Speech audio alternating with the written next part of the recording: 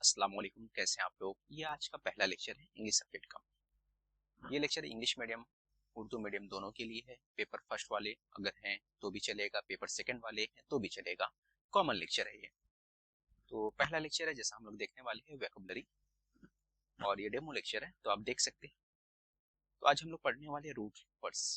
जो roots words है उसके बेस पे कई वर्ड्स बनते हैं, उसी से निकलते हैं। ठीक है, जैसे कि जड़ होता है। रूट का मतलब क्या होता है? जड़। जैसे एग्जाम्पल की तरफ पे आप देख सकते हो, ये पेड़ बना हुआ है। ये दरख्त का जो निचला पार्ट है, दरख्त का जो निचला पार्ट है, पेड़ का जो निचला हिस्सा है, ये रूट है। इसी के ऊपर आप देख सकते हैं तना है, तने के साथ ये शाखें हैं, शाखों पे पत्तियां हैं। तो यानी उसके ऊपर कई वर्ड्स जो बनते हैं, यानी कि रूट से ही कई वर्ड्स बनते हैं। चलिए, सबसे पहले हम लोग देख लेते हैं टेली। टेली जो वर्ड है, अगर उर्दू में समझे तो उर्दू में मतलब होता है दूर, इंग्लिश में बोले तो फार। यानी कोई चीज हमसे बहुत दूर है तो उसके लिए टेली लफ्ज इस्तेमाल होता है। अब टेली से क्या बन गया? टेलीफोन बन गया। देखो, टेली यहाँ पर है और फोन यहाँ पर है, तो टेलीफोन। अगर इसको कट कर देते हैं, बीच में दो पार्ट में डिवाइड कर देते हैं हम लोग, तो हमें क्या समझ में आ रहा है? टेली का मतलब फोन होता है। ठीक है, टेली और फोन है। टेली का मतलब क्या हमने से देखा? दूर। टेली का मतलब दूर हो गया, और फोन का मतलब क्या होता है? आवाज। फोन का मतलब होता है आवाज, तो क्या बन गया? दूर की आवाज। इसकी मीनिंग क्या हो गया? इसका मीनिंग क्या हो गया? इसका मीनिंग हो गया दूर की आवाज सुनना। यानी दूर की आवाज जो सुनती है उसको बोलते हैं टेलीफोन। जिससे हम लोगों का पहला जो टेलीफोन आया था, तो उससे हम लोग क्या करते थे? रिसीवर का इस्तेमाल करते हुए लोग दूर से आवाज सुनते थे, यानी दूर की आवाज सुनाई देती थी हमें, इसलिए इसका नाम क्या दिया गया था? टेलीफोन दिया गया था। अब अगले लफ्ज पर आ जाते हैं। अगला जो वर्ड है हमारा टेलीपैथी। अगर दो हिस्से में डिवाइड कर दे तो पहला हिस्सा जो है टेली, यहाँ पे दिख रहा है आपको, सॉरी, दूसरा पार्ट है पैथी। टेली का मतलब तो आपको समझ में आएगा, दूर हो गया। और पैथी का मतलब आपको मालूम होना चाहिए। पैथी का मतलब होता है किसी का पेन, किसी की तकलीफ को महसूस करना। किसी के तकलीफ को, किसी के दर्द को हम जो महसूस करते हैं वो। लेकिन यहाँ पे जो महसूस करना क्या हो गया? महसूस तो करना है, तकलीफ तो महसूस करना है, लेकिन टेलीपैथी का मतलब दूर की तकलीफ। यानी हम दूर बैठे शख्स की जो एहसास को, उसकी तकलीफ को महसूस कर लेते हैं, तो वो क्या कहलाता है? टेलीपैथी। यानी कोई भी शख्स है जो किसी दूर दूर का कोई दूसरा बंदा बैठा हुआ, उसके दर्द फीलिंग को महसूस कर रहा है कि क्या यार, आ, कैसा होगा बंदा, यार क्या हालत होगी, तो उसके दर्द को जो महसूस करना है वही क्या कहलाता है? टेलीपैथी कहलाता है। आगे बढ़ते हम लोग यूफोनी। यूफोनी का मतलब यूफोनी, ये यू हो गया और ये फोनी हो गया। फोनी का मतलब तो आपको मालूम है, आवाज हो गया। फोन यानी आवाज, फोन का मतलब आवाज हो गया आपका। यहाँ पे लिख देता हूँ, ये हो गया आपका आवाज। यूफोनी का मतलब प्लेजेंट साउंड। यू का मतलब क्या होता है? प्लेजेंट, सुरीली। ठीक है, फोनी मतलब आवाज, और यू मतलब प्यारी सी, सुरीली सी। प्यारी हो गया, प्यारी, सुरीली, है ना, प्यारी आवाज, सुरीली आवाज। यू का मतलब क्या हो गया? प्यारी। यहाँ पे हमने प्यारी लिख दिया, यहाँ पे लिखना चाहिए था, खैर। तो प्लेजेंट इंग्लिश में बोले तो प्लेजेंट। यूफोनी, प्लेजेंट साउंड, ऐसी आवाज जो बहुत सुरीली हो, जो मन को भाने वाली हो, जो दिल को लुभाने वाली हो, तो ऐसी आवाज को क्या कहते हैं? यूफोनी कहते हैं। आगे बढ़ते हैं हम लोग कैकोफोनी की बात कर लेते हैं। देखो, केको का मतलब क्या होता है? कि जो पसंद ना हो। ठीक है, कैको मतलब नापसंद, नापसंद है, जो पसंद नहीं है, जो अच्छा ना लगे, अच्छा ना लगे, जो दिल को नागवार गुजरे। नागवार, नागवार भी लफ्ज इस्तेमाल कर सकते हैं आप। तो जो नागवार है, ठीक है, तो ऐसी आवाज जो नागवार हो, जो दिल को पसंद ना हो, तो इसको क्या बोलते हैं? कैकोफोनी बोलते हैं। हार्स, इंग्लिश में बोले तो कैको यानी हार्स हो गया, साउंड, हार्स साउंड। ठीक है, तो योफोनी का मतलब हो गया प्लेजेंट साउंड, सुरीली आवाज, और कैकोफोनी का मतलब क्या हो गया? हार्स साउंड, सख्त आवाज, शोर वाला, जो दिल को पसंद ना हो। ठीक है, ये समझ में आया। और दूसरा वर्ड हमने क्या देखा? टेलीपैथी देखा, यानी दूर से किसी की तकलीफ को महसूस करना, टेलीपैथी कहलाता है। टेलीफोन का मतलब हमने क्या देखा? दूर की आवाज सुनना, क्या कहलाता है? टेलीफोन कहलाता है। आगे बढ़ते हैं हम लोग। टेली का मतलब क्या होता है? दूर दराज। जैसे मैसेंजर, मैसेंजर का मतलब क्या होता है? पैगाम रिसां। ठीक है, अल्लाह के नबी क्या थे? मैसेंजर। आगे बढ़ते हैं हम लोग। स्क्राइब, यानी स्क्राइब का मतलब क्या होता है? कातिब, लिखने वाले को स्क्राइब बोला जाता है। टेलीग्राफ। अब यहाँ पे ग्राफ का मतलब क्या होता है? ग्राफ का मतलब होता है लिखना, दर्ज करना। ठीक ना, किसी चीज को कॉपी पर दर्ज करने को क्या बोलते हैं, लिखना। विज, विज का मतलब देखना, ठीक है, विज का मतलब देखना होता है सी, इंग्लिश में बोले तो सी। ग्राफ यानी लिखना, राइट करना। टेलीग्राफ, जैसे टेलीग्राफ, इसको डिवाइड कर देते हैं हम लोग, टेलीग्राफ, टेली का तो मतलब हमने समझा था, और यहाँ पे हो गया ग्राफ, लिखना। तो दूर की आवाज सुनकर जो लिखते हैं उसको बोलते हैं टेलीग्राफ। पहले टेलीग्राफ चलते थे, देखो आवाज सुन के लिखा जाता था, टाइप किया जाता था, ठीक है, तो उसको बोलते हैं टेलीग्राफ, दूर की आवाज सुनकर जो लिखा जाता था, टेलीग्राफ।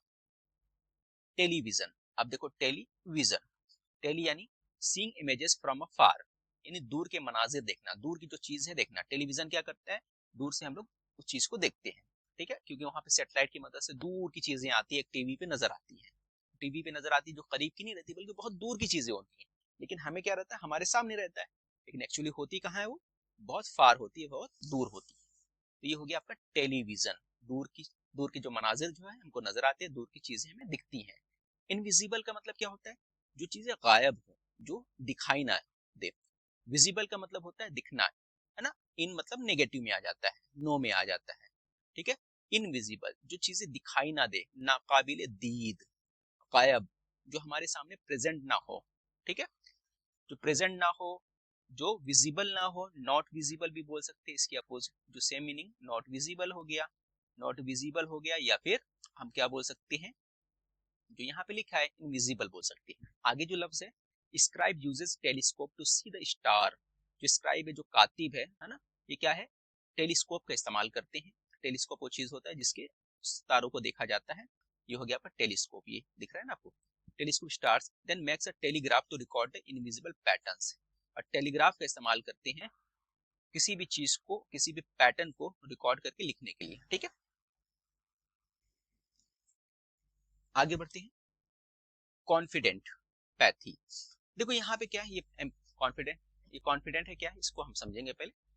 पैथी, जब तक मैं इसको समझाऊंगा आपको ये बताना है इसका मतलब क्या है, कमेंट्स करके बताना है, फिर आपको खुद चेक करना है कि क्या आपने सही बताया। ये देखो ये मीनिंग दिया है, लेकिन कॉन्फिडेंट क्या आपको समझा क्या होता है। चलिए जब तक मैं इसको बताता हूँ, पैथी का मतलब होता है एहसास, फीलिंग होता है पैथी का मतलब। सिंपैथी, सिंपैथी का मतलब पिटी और sorrow for someone else misfortune, हमदर्दी, किसी के दुख पर अफसोस करना, सिंपैथी कहलाता है। यानी किसी को तकलीफ हो गया, किसी को चोट लग गया, अरे यार तुझे चोट लग गया, कितना लगा है बता, ज्यादा लग गया, वो सिंपैथी कर रहा है, उसको क्या कहते हैं, सिंपैथी।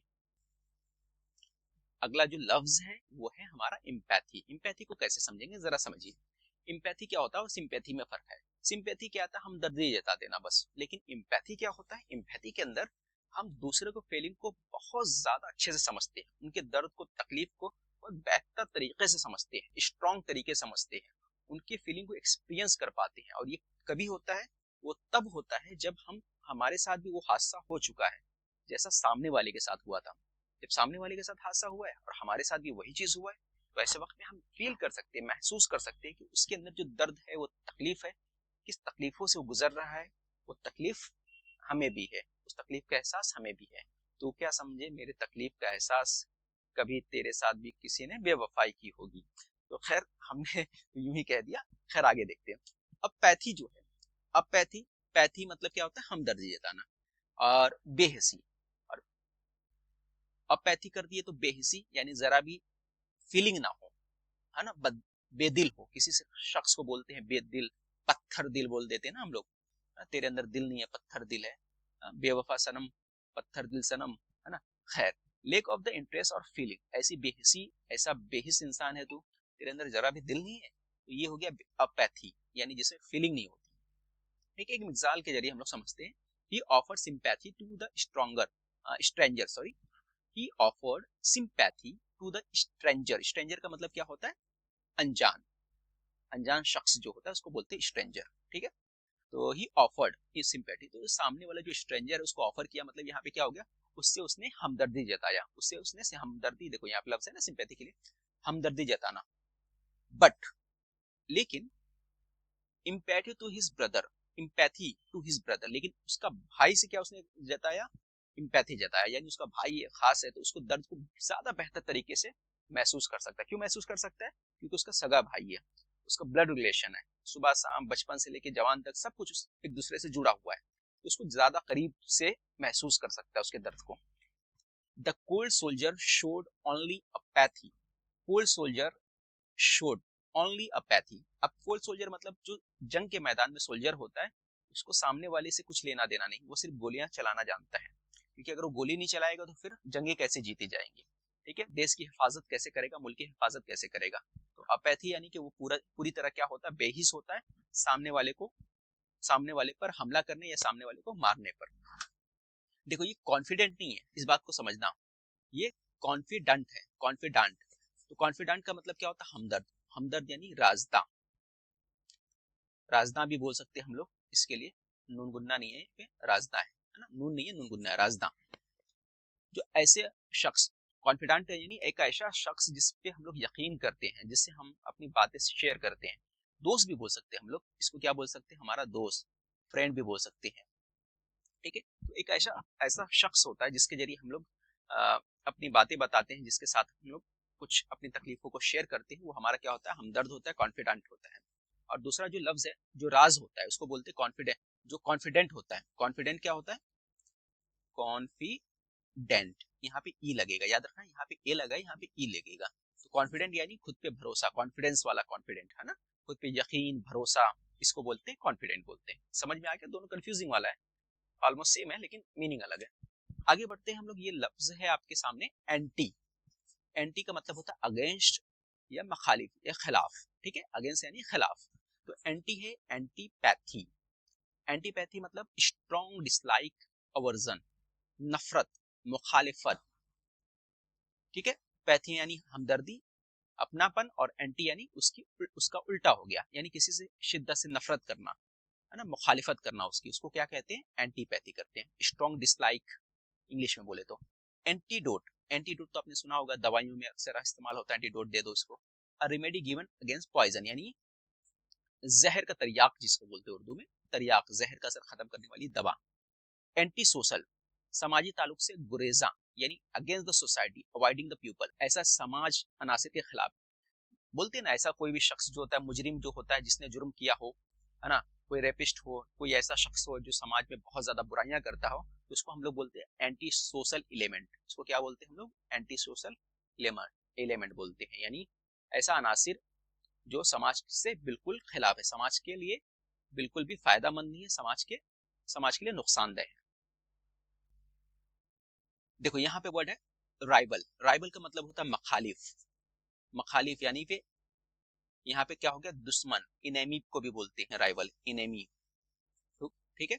तो राइवल हो गया, मखालिफ हो गया, ये सब क्या है, सेम लफ्ज है, हम मानी लफ्ज है, इनेमी को बोलते हैं। आगे बढ़ते हैं, यू मतलब गुड, अच्छा। यूलोजी, यूलोजी का मतलब देखो, eulogy, good words spoken at funeral, क्या मतलब हो गया, ऐसे वर्ड्स, ऐसे लफ्ज, वर्ड्स यानी लफ्ज, स्पोकन एट फ्यूनरल, जो फ्यूनरल पे बोला जाता है, यानी कि किसी की मौत पे, है ना, किसी की मौत पे ताज़ियत जताना, यानी कि उसकी मौत पे तारीफी कलमात बोलना, उसको क्या बोलते हैं, यूलोजी बोला जाता है, ठीक है। यूफेमिज्म क्या होता है, यूफेमिज्म, ये हो गया फेमिज्म, using mild word for harsh relative, यानी कि किसी को कोई भी चीज ऐसी है जिसको उसी तरह से नहीं बोलना, जैसे कोई शख्स है ना, मैं आपको किस्सा सुनाता हूँ। हमारे पहचान में कोई शख्स था, अब उनको देखा हमने, बोल दिया अरे यार वो मोटी जो है आ जाएगी। तो अब ये मोटी बोलना मुनासिब नहीं, अब मैं बोल रहा हूँ कि एक फलां शख्स जो मोटी आई नहीं है, और किसको बोल रहा हूँ, जो मेरे सामने फर्द बैठा हुआ है, जो पर्सन बैठा हुआ मेरे सामने, उसको मैं बता रहा हूँ। और जो मेरे सामने बैठा है वो भी मोटा है, बात समझो, जो मेरे सामने बैठा है वो भी मोटा है, और मैं तीसरे पर्सन के बारे में बोल रहा हूँ, वो भी मोटा है। अब मैं बोलने के बाद मुझे अफसोस हो, यार मेरे जबान से क्या निकल गया, इसलिए बोलते ना, बोलने से पहले क्या करना चाहिए, हमें तोलना चाहिए। तो हमने तो तोला नहीं, सीधा बोल दिया, तो बिल्कुल गैर मुआफिक हो गया, फौरन हमने क्या किया, मैम सॉरी, गलती हो गई, तो मेरा ये मकसद नहीं था, मेरा ये मतलब नहीं था, लेकिन खैर जबान से बात निकलती है, और कमान से तीर निकलता है तो वापस नहीं आता, बंदूक से गोली निकलती है, बात तो वही होगी। तो खैर हमने इससे ये सबक लिया, और ये हुआ कि भाई आपको क्या करना है, कोई भी ऐसा मामला हो तो हमें इस्तेमाल करना है दूसरे लफ्ज का, माइल्ड वर्ड, जिसको हम लोग क्या बोलते हैं, यूफेमिज्म। तो हमने क्या बोला मैम, तो अरे वो मैम जो थोड़ी सी हेल्दी सी है, कैसी, थोड़ी हेल्दी है, ठीक है, थोड़ी हेल्दी मैम है ना वो, तो उनको बोलिए जरा, तो हेल्दी हो गया समझे आप, तो ये हेल्दी लफ्ज इस्तेमाल हो गया। तो आप उस चीज को नहीं बोल सकते किसी भी शख्स को, यार बिल्कुल भी मुनासिब नहीं है। अब या फिर हम लोग कभी ऐसा बोलते हैं कि यार उस, अरे यार वो मर गया, बिल्कुल गैर मुनासिब है। क्या बोलना चाहिए, अरे उसका इंतकाल हो गया, अरे वो गुजर गए, ठीक है, इस तरह से बोलना चाहिए, ना कि अरे वो मर गया, इस तरह से बोलना चाहिए। तो खुश कलामी, सख्त बात को नरम अल्फाज में कहना, खुश कलामी, जिसको क्या बोलते हैं, यूफेमिज्म बोलते हैं। यूफेमिज्म का सही लफ्ज क्या है, खुश कलामी। खुश कलामी से पेश पेश आना, सख्त बात को नरम अंदाज में, नरम अल्फाज में पेश करना, कहना। वैसे भी हर शख्स को नरम अंदाज होना चाहिए, क्योंकि अगर आप नरम अंदाज होंगे तो आपके दोस्त ज्यादा होंगे, दुश्मन कम होंगे। कैकोग्राफी का मतलब क्या होता है, कैको मतलब बैड होता है, मैंने बता दिया था। बैड हैंड राइटिंग जो होती है उसको बोलते हैं कैकोग्राफी। ग्राफ यानी लिखना, ऐसी ग्राफी जो बैड हो ना, जो खुशखती ना हो, तो खुशखती ना हो, खुशखत ना हो, तो इसको बोलते हैं कैकोग्राफी। यानी बैड राइटिंग, खराब राइटिंग को कैकोग्राफी बोलते हैं।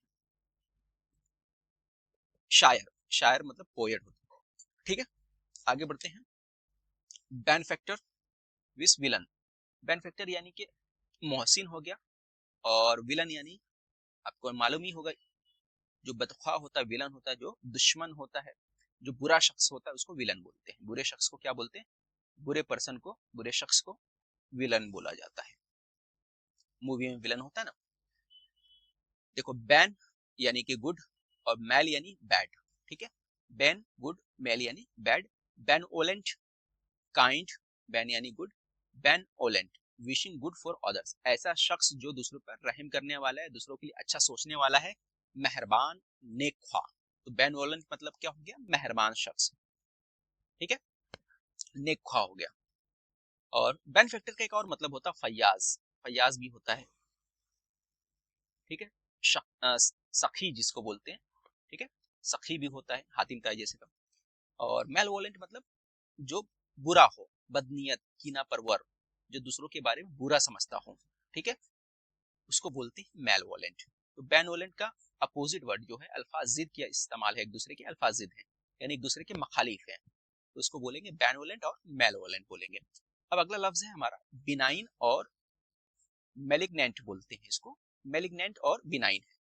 बिनाइन का मतलब होता है आपका बेजर, हार्मलेस, यानी ऐसा शख्स जो बेजर हो, जो किसी को नुकसान नहीं पहुंचाता हो, किसी को क्या करता हो, नुकसान ना पहुंचाने वाले शख्स को क्या बोलते हैं, हम लोग बोलते हैं उसको हार्मलेस, नुकसान ना पहुंचाए, नुकसान ना करे किसी का, उसको क्या बोलते हैं, बिनाइन बोलते हैं। यहाँ पे जी जो रहेगा साइलेंट रहेगा, बिनाइन, ठीक है। हार्मफुल, फैटल, मोहलिक, जानलेवा, ठीक है, जो हार्मफुल है, फैटल है, जानलेवा है, जो नुकसान करने वाला है, जो नुकसान करने वाला है, नुकसानदह बोल सकते हैं, नुकसान करने वाला, नुकसानदह, उसको बोलते हैं मैलिग्नेंट बोलते हैं, मोहलिक बोलते हैं, हार्मफुल, फैटल बोलते हैं, ठीक है। उम्मीद है कि आपको समझा होगा। आगे बढ़ते हैं। अगला लफ्ज जो है हमारे सामने हीलर है, मसीहा, जो जख्म भरने वाला है, जो दुख तकलीफ को दूर करने वाला है, उसको मसीहा बोला जाता है। जैसे बायो का मतलब क्या होता है, बायो का मतलब लाइफ होता है, और जिंदगी है ना, लाइफ जिंदगी, और विव का मतलब भी जिंदगी होता है, लाइफ होता है। तो biology, the study of, logy का मतलब क्या होता है, स्टडी करना, बायो मतलब लाइफ, लाइफ की स्टडी करना, लिविंग थिंग्स की स्टडी करना, उसको कहते हैं द बायोलॉजी। अब एंटीबायोटिक क्या होता है, एंटीबायोटिक हमने कुछ देर पहले पढ़ा था। एंटीबायोटिक यानी मेडिसिन दैट किल्स बैक्टीरिया, है ना, ऐसी मेडिसिन जो बैक्टीरिया को खत्म करती है, जिसको उर्दू में बोलते हैं जरासीम कुश बोलते हैं, जरासीम को खत्म करने वाले। रिवाइव, रिवाइव यानी होश में लाना, दोबारा जिंदा करना, रिवाइव। तो रिवाइव का मतलब वाइव करना, यानी वापस से जिंदगी लाना, लाइफ में लाना। To bring back to the life energy, यानी किसी शख्स की जो मौत हो रही है, मौत में पहुंच चुका है, वापस उसको जिंदगी दे देना। कभी कभी बोलते हैं ना, वो मर के जिंदा हो गया, तो हो गया रिवाइव हो गया। अगला लफ्ज है आपका विवेशस। विवेशस का मतलब क्या होता है, full of life, high spirited, जिंदा दिल शख्स। कोई जिंदा दिल शख्स जो होता है, यानी बहुत खुश व खर्रम रहता है, ऐसे शख्स को क्या बोलते हैं, विवेशस बोलते हैं। तो विवेशस क्या हो गया, जिंदा दिल, यानी खुश रहने वाला, हमेशा कैसे रहने वाला, खुश रहने वाला। इसको क्या बोलते हैं हम लोग, विवेशस बोलते हैं। उम्मीद है ये भी समझा होगा। अगला है आपका मॉर्टल। क्या लफ्ज है आपके सामने, यहाँ पर है मॉर्टल। मॉर्टल का मतलब क्या होता है, फानी, यानी खत्म होने वाला है, जिसका खात्मा होने वाला है उसको बोलते हैं मॉर्टल, यानी हर इंसान की जिंदगी का खात्मा होने वाला है, ठीक है, वो है मॉर्टल। मॉट यानी कि मौत होता है, मॉट यानी मौत, डेथ इंग्लिश में बोलते हैं। थानास है ना, वो मूवी था ना, जरा मूवी का नाम बताना आप लोग, याद नहीं आ रहा मुझे, इसमें स्पाइडरमैन भी है और एवेंजर्स का पूरा ग्रुप है ना। अच्छा हाँ, मूवी का नाम ही एवेंजर्स है, जिसमें विलन जो थैनोस रहता है। थैनस जो है मौत, डेथ हो गया। मॉर्चरी यानी मुर्दा खाना, जहाँ पे मुर्दा रखे जाते हैं, जलाए जाते हैं, मॉर्चरी हो गया। और आपका यूथेनेसिया, यूथेनेसिया क्या होता है, यू तो आपको मालूम ही होगा, आसान, हमने कुछ देर पहले था, पहले पढ़ा था। यू यानी आसान, थानास यानी मौत, ये हो गया आपका मौत, ये हो गया आपका आसान। तो आसान मौत को क्या बोलते हैं, थानास बोलते हैं, गुड डेथ। इसके ऊपर एक मूवी बनी थी यार, क्या नाम है, ऋतिक की, ऋतिक रोशन की गुजारिश मूवी बनी थी, याद है आपको, जिसमें उसको मौत चाहिए रहता है, ठीक है, उसकी फरमाइश रहती है कि उसको मौत दे दिया जाए, आखिर में कोर्ट इसके ऊपर फैसला सुनाता है और उसे मौत देती है। गुजारिश मूवी है, देख सकती है, ऐश्वर्या राय है, गाने बहुत अच्छे अच्छे इसमें। यूथेनेसिया यानी कि आसान मौत को यूथेनेसिया बोलते हैं। पोस्टमार्टम यानी मौत के बाद जो आपका बॉडी का चीर फाड़ होता है वो पोस्टमार्टम कहलाता है, आपको मालूम है, कॉमन वर्ड है। तो यहाँ पे आज का लेक्चर खत्म करते हैं, बैच हम लोग स्टार्ट कर रहे हैं। पेपर फर्स्ट का जो है फीस है 1499 रुपया, डिस्काउंट करके इस वक्त ऑफर में 1299 चल रहा है। बैच का लिंक इस वीडियो को डिस्क्रिप्शन में दिया, एप्लीकेशन पे जाके आप बैच को परचेस कर सकते हो। बैच का नाम है विनर 2.0, ये पेपर फर्स्ट का बैच है। पेपर सेकंड के अंदर मैथ साइंस का जो बैच है उसकी फीस है 1999 रुपया, डिस्काउंट ऑफर में भी है 1799 रुपया आपको पड़ेगा, 200 रुपये डिस्काउंट रहेगा। इस बैच का इस्तेमाल कर सकते हो और ये बैच आप ले सकते हो, ठीक है। मैथ साइंस ऑल सब्जेक्ट रहेंगे, लाइव प्लस रिकॉर्डेड लेक्चर होने वाले हैं, लाइव प्लस रिकॉर्डेड, नोट्स भी मिलेगा आपको, ठीक है। ये सारी चीजें आपको मिलने वाली हैं। अगर आपको कूपन कोड चाहिए जिससे डिस्काउंट मिलेगा आपको, तो मेरा नंबर है 8999004902, ठीक है। इस नंबर पे मुझे व्हाट्सअप करिए, वहां से आप बैच परचेस कर सकते हैं, कूपन कोड ले सकते हैं मुझसे, ठीक है। और भी डिटेल के लिए आप वीडियो को डिस्क्रिप्शन चेक कर सकते हैं। मिलते हैं अगले वीडियो में।